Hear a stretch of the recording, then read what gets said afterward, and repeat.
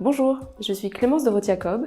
Je gère avec Xavier Affren, depuis sa création début 2014, le fonds Richelieu Family Small Cap, qui investit principalement dans des entreprises européennes ayant une capitalisation inférieure à 3 milliards d'euros, à l'actionnariat et gouvernance familiaux. Le fonds est structurellement exposé à 11 pays et son portefeuille oscille autour de 50 à 60 valeurs. Leur forte culture d'entreprise est clairement un atout au quotidien, notamment dans leur gestion des ressources humaines ou de leur écosystème. Nous constatons également que les entreprises familiales ont souvent une approche plus disciplinée en matière d'allocation de leur capital, que leur gestion patrimoniale est souvent plus prudente, une croissance externe maîtrisée, des flux de trésorerie réinvestis dans la recherche et développement, qu'elles sont souvent plus réticentes à prendre des risques opérationnels ou financiers, ce qui peut expliquer le fait qu'elles ont des performances plus stables, voire meilleures. Ce qui nous séduit également est l'ancrage dans le temps des entreprises familiales. Leurs stratégies sont pensées pour le long terme, chaque génération comprend qu'elle passe le témoin et travaille à valoriser au mieux le savoir-faire maison historique. Dans le fonds Richelieu Family Small Cap, nous sommes investis dans des sociétés qui en sont parfois à la 4e génération, avec toujours la même recherche d'excellence opérationnelle et une volonté d'innovation sans précédent. Nous sommes conscients que la réussite d'une PME ETI ne s'inscrit pas sur un trimestre. Nous sommes des investisseurs long terme, d'ailleurs une petite dizaine d'entreprises en portefeuille le sont depuis plus de 5 ans. Nous accompagnons les entreprises dans leur développement.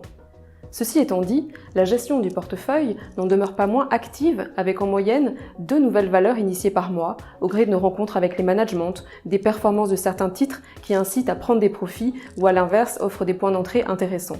Nous recherchons principalement des entreprises qui ont de fortes parts de marché et sont déjà solidement rentables.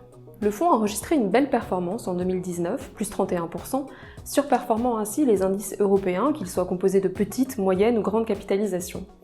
Notre sous-pondération dans les plus petites capitalisations, donc les entreprises avec une capitalisation inférieure à 500 millions d'euros, et une sélection de valeurs performantes, un bon stock picking, a permis ce rebond après une année 2018 noire pour les PME ETI. 2020 est une année boursière complexe à appréhender. Néanmoins, le fonds a réussi au premier semestre à bien résister. Plusieurs éléments expliquent cette surperformance de Richelieu Family Small Cap par rapport au marché actions européen. Pour commencer, notre gestion du cash a été assez déterminante. Les liquidités ont été montées à 18% dès le début de la crise, ce qui nous a permis d'avoir des munitions pour réinvestir dans le creux de marché et ainsi profiter du rebond d'avril-mai.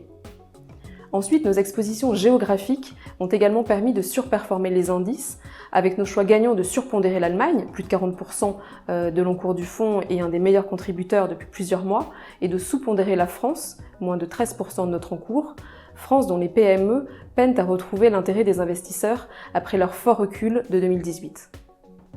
En outre, dans la baisse, notre sélection de valeurs familiales, forte d'une vision à long terme, a souvent mieux résisté que certains autres groupes non familiaux, notamment grâce à un endettement à minima, voire nul, et à leur caractère plus aguerri face au cycle économique.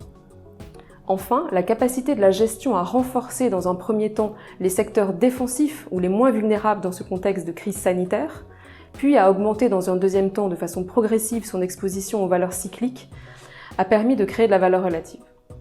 Les petites capitalisations demeurent, selon nous, un investissement de choix pour tout investisseur avec un horizon moyen-long terme, car, grâce à une croissance de leurs bénéfices structurellement supérieure, elles surperforment le marché sur longue période.